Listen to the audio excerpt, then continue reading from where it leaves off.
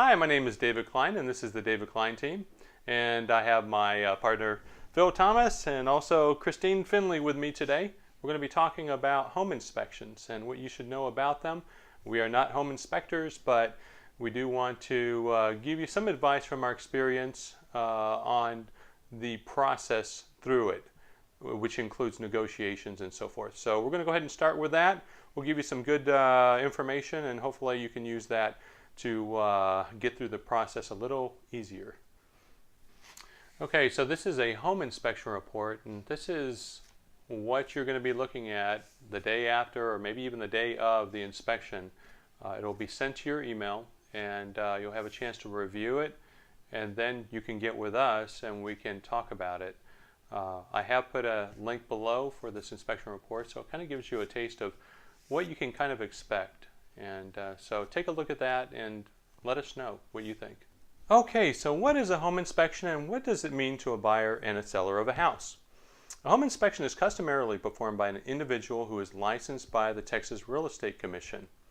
The inspector will notate deficiencies based on the most current building code standards.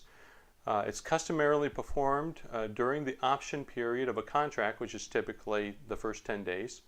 It's typically paid for by the buyer. And there are other inspections available, such as the termite inspection, structural inspection, septic inspection, private well inspection, static pressure test, and a mold inspection. And is a home inspection required by the lender or spelled out in the contract?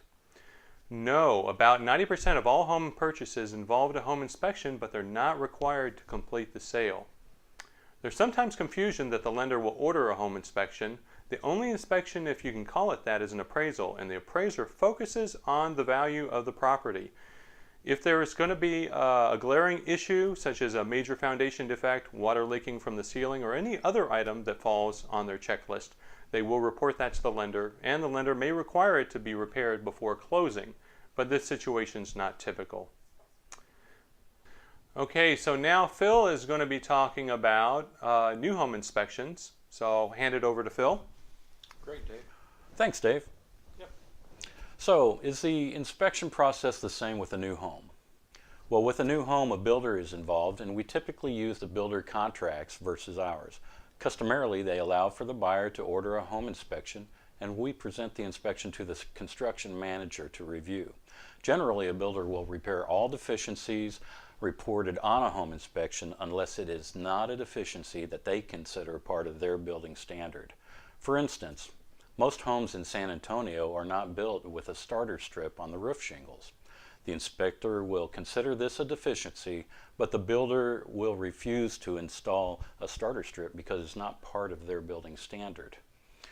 Note that you have several opportunities during the construction process to order various home inspections.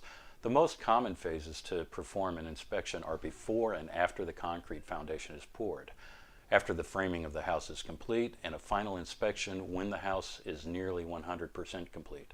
Most licensed home inspectors can perform these types of inspections. Okay.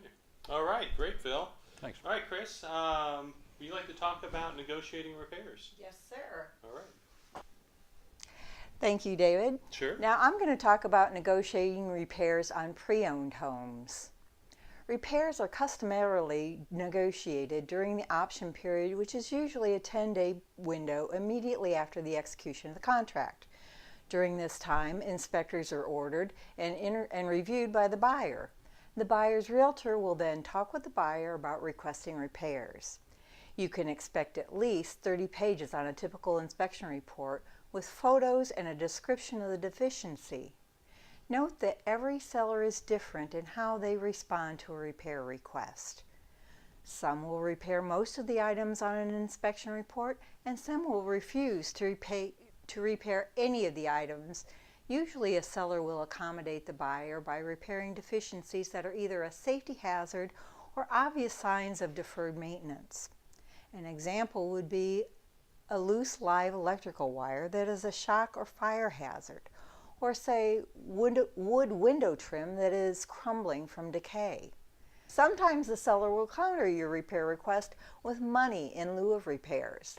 This can happen when a seller is out of town, where scheduling contractors may be difficult to coordinate.